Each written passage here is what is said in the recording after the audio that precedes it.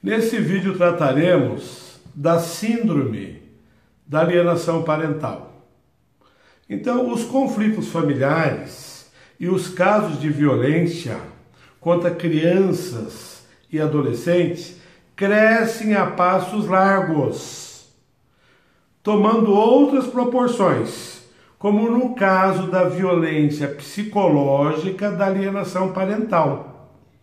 Então, as autoridades têm uma preocupação com relação a isso daí. Eu digo autoridades, todos envolvidos, família, Estado, Conselho Tutelar, juiz, Ministério Público, advogados que atuam na área, os pais, não é? Todos têm essa preocupação. Então, por vezes, o que acontece? Esses conflitos familiares são os mais diversos.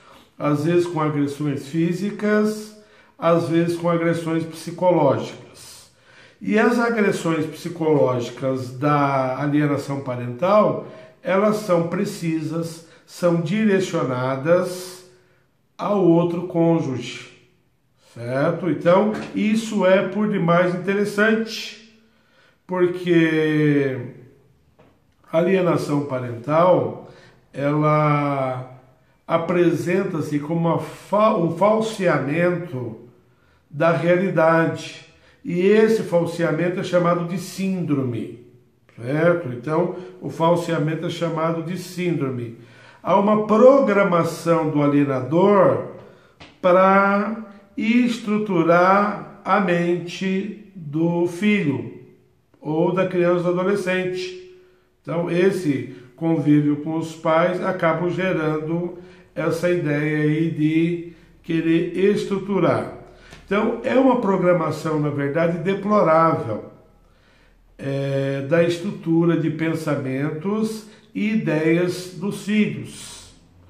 Certamente, não é? Isso é um assédio moral que tem por conteúdo, por repetidas vezes, a reprodução de lembranças maléficas inexistentes, incutindo diversas formas de desprezos, criando histórias de violência e de agressões, denegrindo a imagem puritana, a imagem do outro cônjuge, certo? E isso acaba, ainda por mais que a pessoa seja puritana, acaba expondo algo que inexiste. E a estrutura psíquica do filho começa a ser construída sobre esses patamares, o chamado falsos patamares. E nós temos aí uma primeira questão. Nessa síndrome aí que tudo se manifesta como alienação parental, a nossa preocupação aqui é com o profissional despreparado da psicologia, porque a detecção da alienação parental é feita por psicólogos. No estudo psicossocial, eles acabam detectando isso daí, se já foi reforçado, então, eles acabam já detectando isso daí. E eles deveriam e devem dar mais atenção nos casos de ruptura da vida conjugal, não é? Que pode gerar a outro cônjuge aquela vingança infundada, não é? Um sentimento negativo.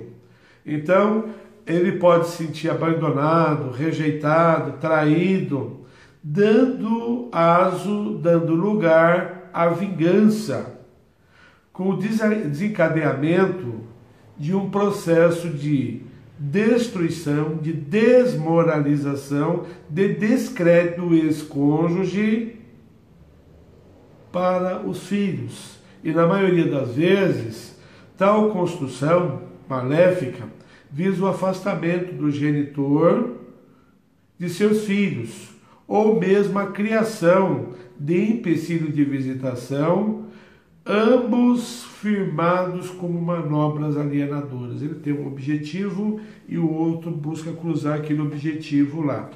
E então, com relação aos filhos, e o profissional da psicologia, e se ele não tiver boa formação, ou se ele não atentar para os requisitos, ele poderá não detectar a presença da alienação parental.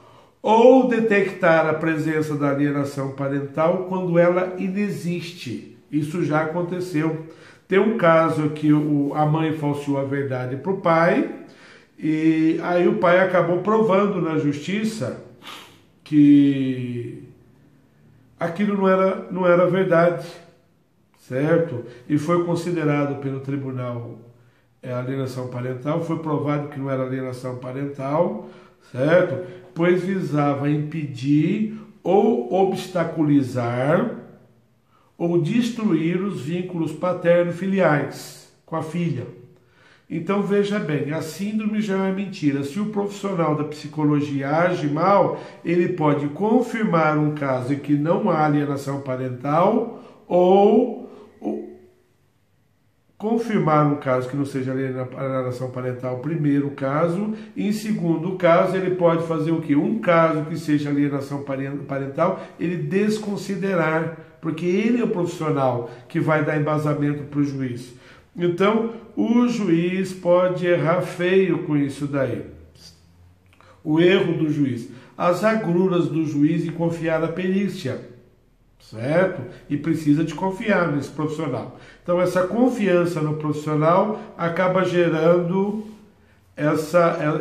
esse imbróglio aí, essa problemática de o psicólogo falhar. O ideal seria o quê? Uma comissão de psicólogos, 2 ou 3, certo?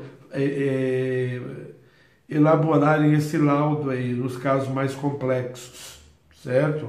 Então, os erros por conta da síndrome da alienação parental, a gente não pode tratar todos os casos como alienação parental e precisamos de atentar que existe o quê? Às vezes há um atestado do psicólogo de que se trata de alienação parental e se prova depois que não era alienação parental, porque todos os casos foram padronizados como de alienação parental, ou seja, o que era difícil de detectar, a alienação parental, acaba se tornando fácil, corriqueiro, recorrente em todos os casos. Em alguns casos, pode se atestar e não ser alienação parental, e o outro dizer que não é e ser alienação parental. Esse cuidado aqui na síndrome da alienação parental.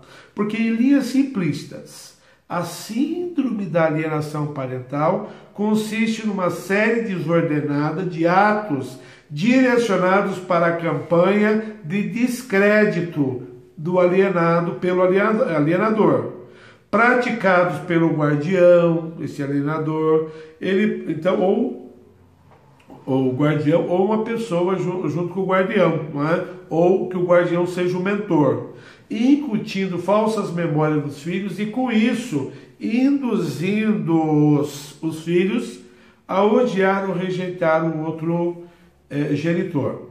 Então, tomar cuidado aqui para esses casos. Eu sempre chamo a atenção aí, porque geralmente não se escreve nada sobre isso, certo? Sobre os erros judiciários por conta da perícia. E a perícia é de suma importância nesses casos aí. Então, esses esclarecimentos aí eu julgo importante e chamar a atenção também dos magistrados que atuarem nesses casos aí para prestar mais atenção sobre a síndrome da alienação parental e dar crédito ao advogado que alega sua inexistência, certo? Porque nem todos alegam, uma vez constatada, ele procura não afrontar o laudo. Por esse vídeo era só, obrigado.